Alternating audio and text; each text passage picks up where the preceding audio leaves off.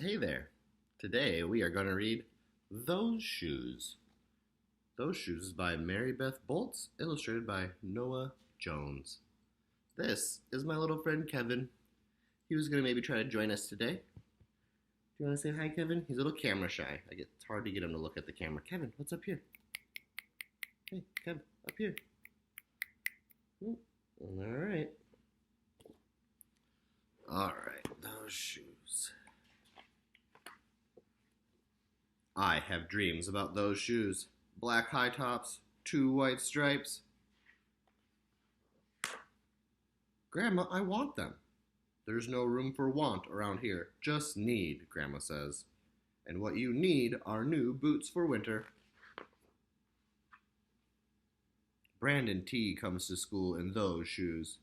He says he's the fastest runner now, not me. I was always the fastest before those shoes came along. Nate comes to school in those shoes. Antonio and I count how many times Nate goes to the bathroom. 7 times in one day, just so he can walk up and down the hall. Real slow. Next, Alan Jacoby and Terrence each get a pair. Then, one day, in the middle of kickball, one of my shoes comes apart. Looks like you could use a new pair, Jeremy, Mr. Elfie, the guidance counselor says. He brings out a box of shoes and other stuff he has for kids who need things. He helps me find the only shoes that are my size. Velcro, like the ones my little cousin Marshall wears. They have an animal on them from a cartoon I don't think any kid ever watched.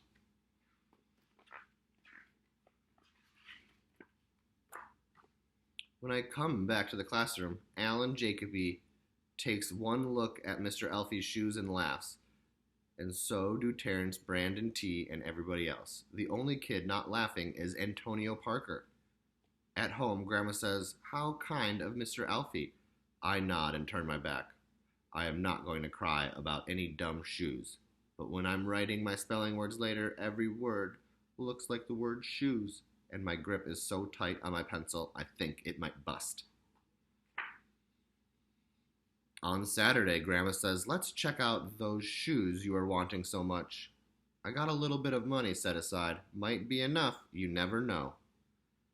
At the shoe store, Grandma turns those shoes over so she can check the price. When she sees it, she sits down heavy. Maybe they wrote it down wrong, I say. Grandma shakes her head. Then I remember the thrift shops. What if there's a rich kid who outgrew his or got 2 pairs for Christmas and had to give one of them away? We ride the bus to the first thrift shop. Black cowboy boots, pink slippers, sandals, high heels, every kind of shoes except the ones I want. We ride the bus to the second thrift shop. Not a pair of those shoes in sight.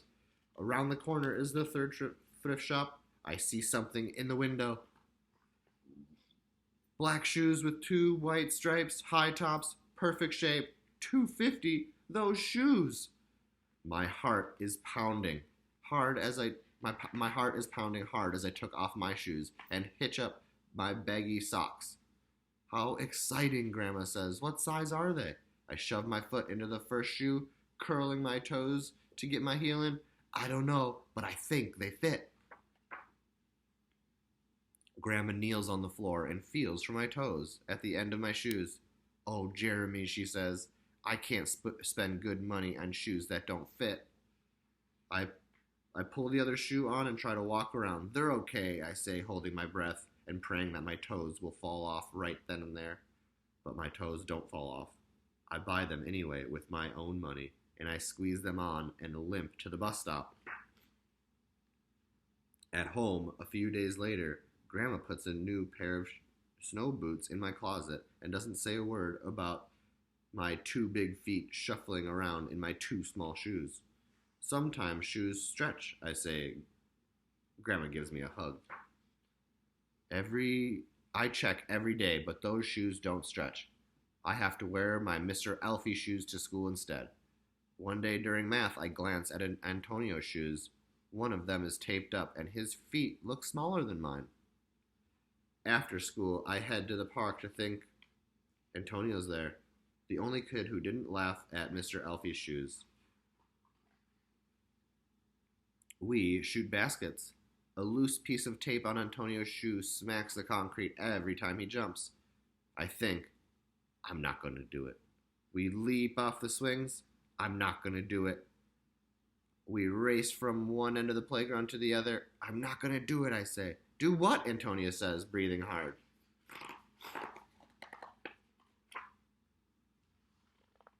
Grandma calls me for supper and invites Antonio over too. After supper, he spies my shoes. How come you don't wear them? Antonio asks. I shrug. My hands are sweaty. I can feel him wishing those shoes were his. That night, I'm awake for a long time thinking about Antonio. When morning comes, I try on my shoes one last time. Before I can change my mind, those shoes are in my coat. Snow is beginning to fall as I run across the street to Antonio's apartment. I put the shoes in front of his door, and I push the doorbell, and I run. At school, Antonio is smiling big in his brand new shoes. I feel happy when I look at his face, and mad when I look at my Mr. Elfie shoes. But later, when it's time for recess, something happens. Everywhere there is snow. Leave your shoes in the hall and change into your boots, the teacher announces. Leave your shoes in the hall. It's then I remember what I have in my backpack. New boots. New black boots. No kid has ever worn before. Standing in line, I go to recess. Antonio leans forward and says, thanks. I smile and give him a nudge. Let's race. All right, until next time.